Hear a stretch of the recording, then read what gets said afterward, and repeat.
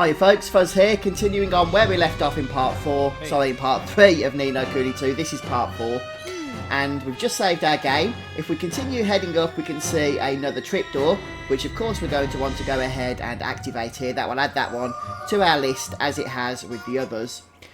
Then we can, as you can see, just access the world map once more, and that will allow us to then go ahead and just teleport around the world as, you know, we could have been doing up until this point. Though I haven't actually used this system yet, but it's nice to know that it is there when we are ready to use it. And you can actually select one of the major destinations where all of the trapdoors that you've got in that location will actually show up in that list, but we've only got one at the moment here, so I can't show you that as of yet. Now, there's some other stuff to do in this area before we move on. Obviously, there's the sparkles on the ground, and there's also a treasure chest over here that we can grab. I'm just going to call these chests from now on. And there's a vendor up here we're going to want to speak to. But before we do that, you'll notice there's some higgledies located just around this place. We can speak to each and every one of them. There's 4 in total, and each one's going to give us a different item. So make sure you don't neglect speaking to these guys before we move ahead and speak to the vendor here.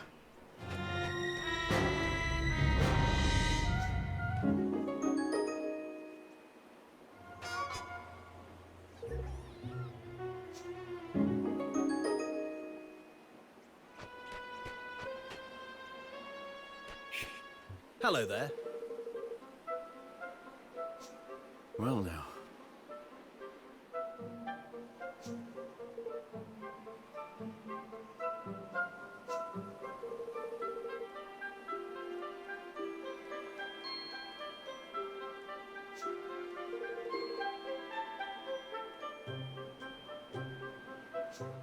Oh.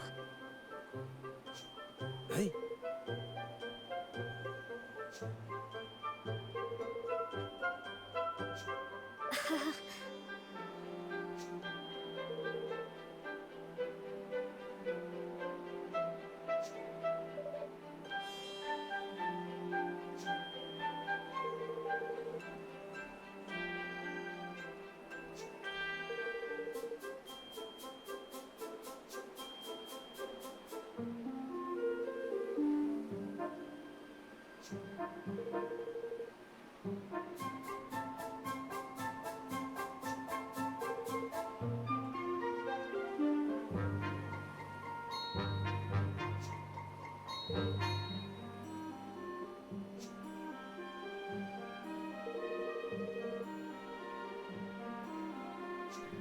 So the vendor himself, once we've spoken to him and got through all of this dialogue in the cutscene, is going to give us a unique item for free, having initially tried to charge us 10,000 money for it. We're not going to pay that though, are we?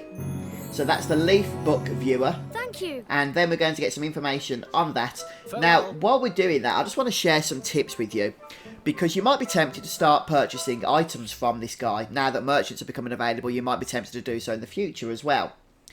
I'm going to advise that you don't do this. At least not unless you absolutely have to. And the reason for that is there's a trophy where you need to get 500,000 guilders. And that's a lot of guilders. That's a lot of dosh you've got to save up.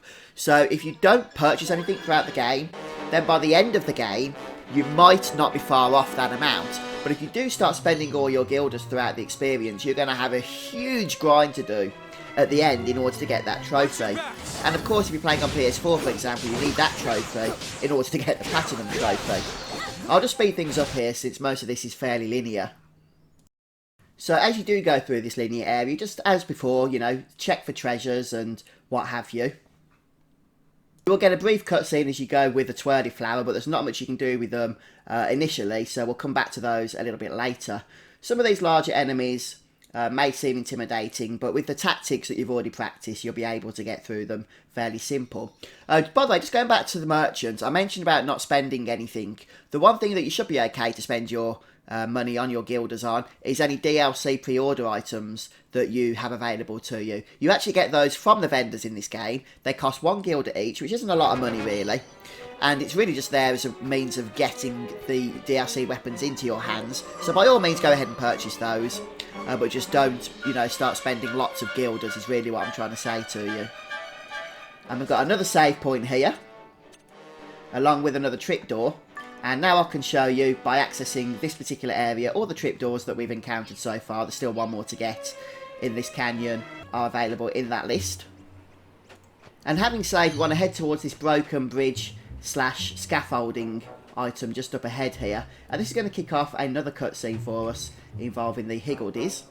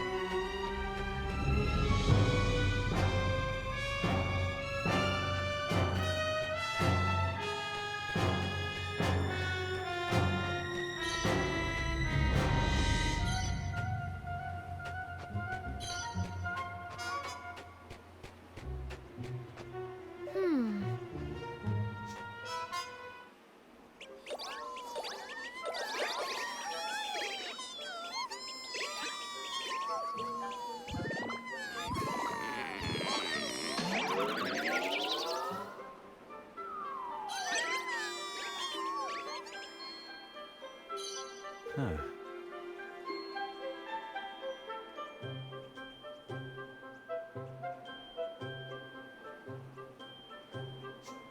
Hello?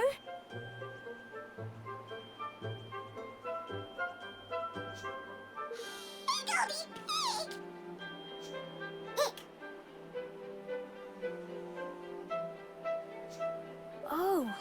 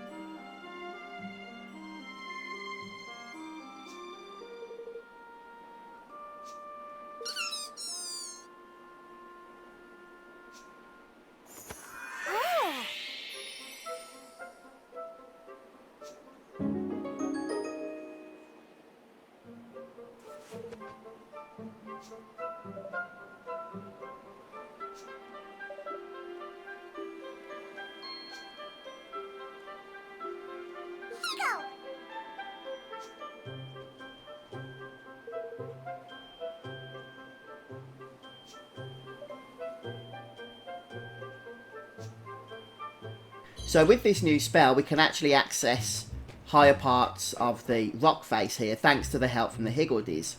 So we need to use these twirly flowers. We saw one earlier, if you remember. And all we need to do is go up to it. The Higgledy will activate it for us with their wind attack. And you can then target yourself when you're caught in the wind here in order to reach where you want to go. So this particular example here is going to be for a secret item. You don't actually have to do this, but it's the one the story does actually want us to do as well, so we may as well while we're here. And so all we need to do is basically try and aim ourselves roughly in the direction that we want to head to.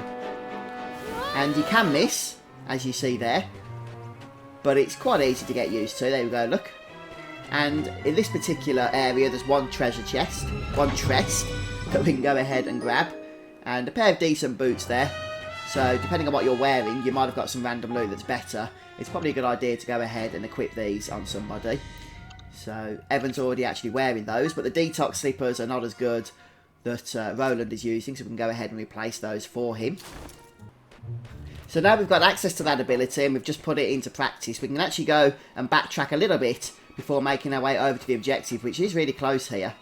But we're going to head back. First of all, there's one of these wind things just over here. And this will just give us access to the rock face above us. And we can actually use this just to grab a shiny at the top there. I missed it again. Try that again. There we go. And then there's actually a more appropriate one, if you want to call it that, just over here. So you can see that on my map. Again, just backtracking a little bit. But this gives us access to a more in-depth area. Again, more shinies. But there's actually enemies up in this one as well, in this particular detour, along with a couple of treasure chests that we can grab as well. So there's a treasure chest just up at the top here. And a Queasy Cutlass. This one wasn't actually very good for me, I've got to be honest with you. But by all means, make sure you check it out, because with the random stats that you can get, well, the random stat ranges, you might actually find that it is actually useful for you. And then we're just going to head back down the other way that we didn't come on this particular detour. And there's one more treasure chest just at the end here for 300 guilders. And that's pretty much it. We can start making our way now towards the objective marker. Just make sure you've collected everything you want to collect and you've killed everything you want to kill. And then we'll just take a brief pause by at the save point once more, since we've done a few bits since last saving. And I think I'm going to finish the episode off here, guys, since we're getting back to the save crystal. And then we'll pick up again from the next episode, which is going to be a live stream from this point on. So these episodes that you're seeing now will actually just be archived live streams after this episode. So I'll still be showing you everything, and I will also be doing standalone episodes as well, just for particular specifics that I think will help you out. So thanks a lot for stopping by today, guys. Don't forget to subscribe to my YouTube channel if you haven't already. And I'll see you next time for more No Kuni II. Take care.